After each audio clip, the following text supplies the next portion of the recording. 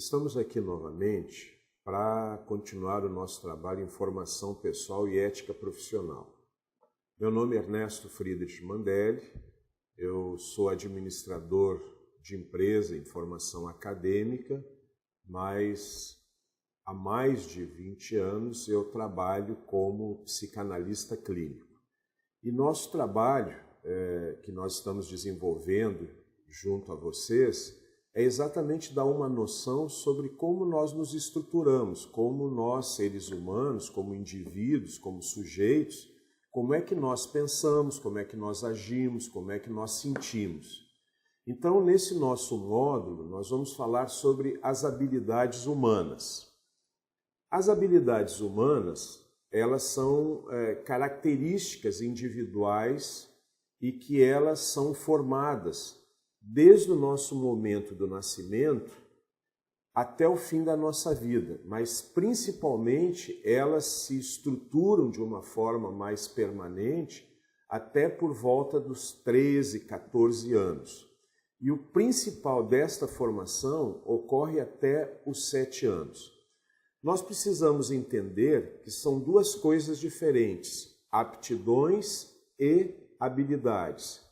As aptidões são disposições que nós temos, né? Então, por exemplo, todos nós temos aptidão para correr uma maratona de aproximadamente 40 quilômetros. Agora, quantos de nós conseguem fazer isso agora? Para que a gente possa conseguir desenvolver esta habilidade, já que a aptidão nos permite, porque nós somos saudáveis, nós temos todo o nosso corpo está em condições de fazer isso, nós precisamos fazer um processo de treinamento, né? Primeiro começamos a andar, depois começamos a correr um determinado percurso e assim nós vamos indo, até que a gente tenha a habilidade de correr os quase 42 quilômetros de uma maratona. Bem, como é que se caracterizam as nossas habilidades, né? Primeiro, nós temos uma personalidade. Quando eu digo primeiro, não significa necessariamente que seja a mais importante, mas didaticamente nós temos que colocar uma. Então nós temos as nossas aptidões, como nós acabamos de falar. Essas aptidões vão dar a estruturação, né, daquilo que nós vamos conseguir fazer nas nossas habilidades. O outro aspecto que nós temos são as nossas atitudes. E nós sabemos que as nossas atitudes elas podem ser positivas ou negativas. E as nossas atitudes elas nos predispõem para o comportamento. Então, uma atitude mental positiva vai nos levar a comportamentos assertivos. Uma atitude mental negativa vai nos fazer com que o nosso comportamento ele tenha dificuldades. Por exemplo, uma pessoa otimista, ela vai ter um determinado nível de comportamento. É uma atitude mental positiva. Pessimismo, a pessoa vai ter outros tipos de comportamento em relação às mesmas situações vivenciadas por uma pessoa otimista. Outro exemplo, admiração, que é uma atitude mental positiva. Quando eu admiro alguma coisa em alguém, por um processo de modelagem, eu começo a desenvolver essa habilidade em mim. Se eu tenho, ao contrário, a atitude mental oposta, que é negativa em relação à admiração, que é a inveja, eu destruo esse modelo mental. Então, as nossas atitudes mentais, elas também fazem parte daquilo que nós chamamos da nossa personalidade. Então, nós temos aptidões e temos atitudes mentais. Nós temos também um outro elemento que são as nossas percepções. Então, como é que eu percebo as coisas? Existe uma diferença, por exemplo, entre ouvir e escutar. Vocês podem estar me ouvindo, que é apenas um sentido objetivo. Agora, no momento que vocês estão prestando atenção e que vocês conseguem entender a mensagem que está na minha fala, vocês estão escutando. Então, a percepção faz com que a gente consiga manter e estruturar a nossa personalidade. Um outro aspecto importante é o nosso nível de inteligência. Então, uma pessoa com a inteligência comum, né, dentro da média da maioria das pessoas, ela vai ter capacidade de poder fazer conexões entre assuntos aparentemente que não têm nenhuma relação. Então, a nossa inteligência nos dá essa capacidade de fazer essas conexões. E, finalmente, o outro elemento, né, que forma a nossa personalidade é a nossa biografia. Quer dizer, como é que foi a minha história? Que tipo de pai e de mãe eu tive? Como é que foi a minha educação? Eu fui super protegido, né? Eu fui treinado para ser uma pessoa empreendedora? Ou eu sempre tive uma babá que fazia tudo por mim? Então, todos esses elementos, aptidões, atitudes, percepções, inteligência e a biografia, que estruturam a nossa personalidade. Por isso que para nós, na psicanálise, nós não temos igualdades. Nós temos pessoas que são semelhantes, mas que existem singularidades que diferenciam uma das outras. Então, isso é a nossa compreensão sobre a estruturação da nossa personalidade. Falando sobre inteligência, durante muito tempo nós vivemos com a ideia da inteligência, do quociente intelectual. Mas um cientista, um psicólogo chamado Howard Gardner, ele criou a teoria das inteligências múltiplas. Então, hoje, o que domina a compreensão da maioria das pessoas é essa ideia das inteligências múltiplas. Então, nós não temos apenas uma inteligência intelectual, né, que possa ser medida pelo quociente intelectual. Nós temos, por exemplo, uma inteligência que ele chamou de linguística, que é o domínio, o gosto e o desejo de explorar linguagem e palavras. Então, nós encontramos, por exemplo, nesse campo da inteligência linguística, nós encontramos os poetas, nós encontramos os escritores. Então, essas pessoas dominam de uma forma acima da média a linguagem, a escrita. Então, estas pessoas podem ter, né, um desempenho em matemática sofrível e, no entanto, nessa área da linguagem, serão pessoas que são incomparáveis na sua escrita e nas suas ideias e na capacidade de colocar essas ideias no papel, né? Um outro tipo, que é nosso antigo quociente de inteligência, é a inteligência lógico-matemática, a capacidade de confrontar e avaliar objetivos e abstrações, bem como de entender suas relações e princípios, né?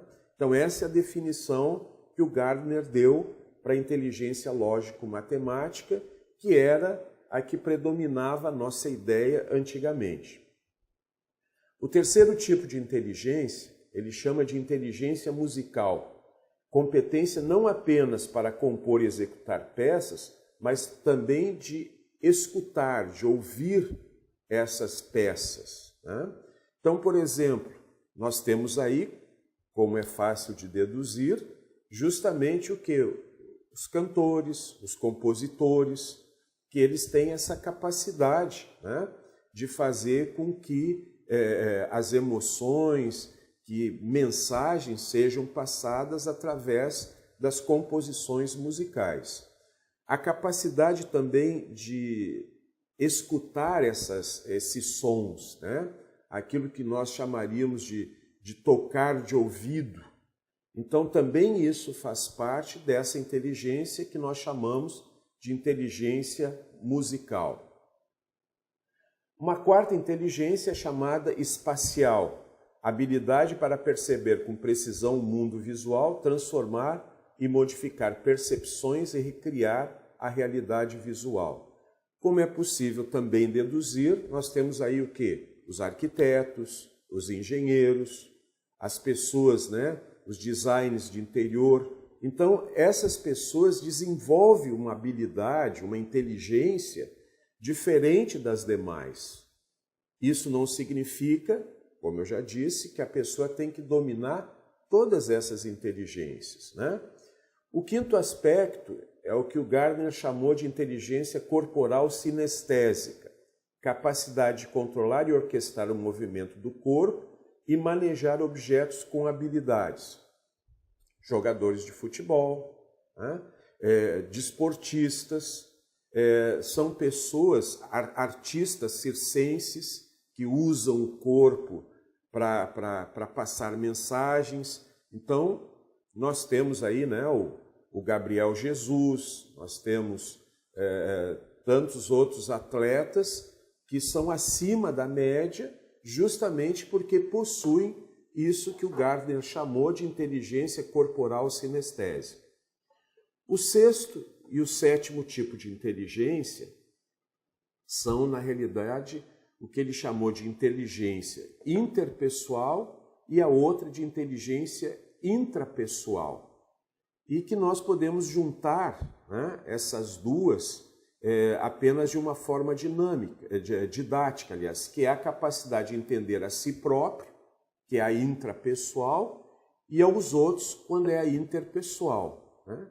Então, por exemplo, um psicanalista, um psicólogo, um médico, ele precisa ter a capacidade, né, de perceber nuances que a outra pessoa emite no seu processo de fala, até o processo corporal, para poder estabelecer diagnósticos, poder estabelecer a capacidade da pessoa fazer alterações nos seus estados emocionais e até no seu lado comportamental. Então, essas duas últimas inteligências, né, um outro psicólogo chamado Daniel Goleman, ele chamou essas duas inteligências de quociente emocional. E ele caracterizou como 5 aspectos dessa inteligência emocional. O nível de autoconhecimento. Então, quanto mais eu conheço a mim mesmo, maior vai ser o meu nível de inteligência emocional. E uma coisa interessante que a gente percebe no consultório, na clínica, que à medida que a pessoa vai se entendendo, ela vai entendendo por que de determinados comportamentos, por que do nível de ansiedade em determinadas situações, ela vai adquirindo a capacidade também de compreender as outras pessoas. Então isso leva a uma melhoria da qualidade do relacionamento, que é exatamente o segundo e o terceiro elemento da nossa inteligência emocional, que é a empatia, a capacidade de me colocar no lugar do outro sem sentir o que o outro sente, mas compreendendo o que ele sente, e a arte do relacionamento, que é a minha qualidade de laços sociais que eu estabeleço com as pessoas. O quarto elemento do quociente emocional é o controle emocional. O que é o controle emocional? É a capacidade que eu tenho de ter a emoção adequada no momento adequado ou necessário e na intensidade adequada. Então isso é controle emocional e não aquela ideia que muitas pessoas têm de ser uma pessoa fria. Então a pessoa tem que ter essa capacidade, né, de sentir emoção. Por quê? Porque a nossa emoção, ela nos leva a ter comportamentos. Nós somos movidos ao comportamento através das nossas emoções. E o quinto elemento que compõe então a inteligência emocional é o nosso nível de automotivação. Então, a necessidade que eu busco dentro de mim para fazer alguma coisa é o que nós chamamos de automotivação.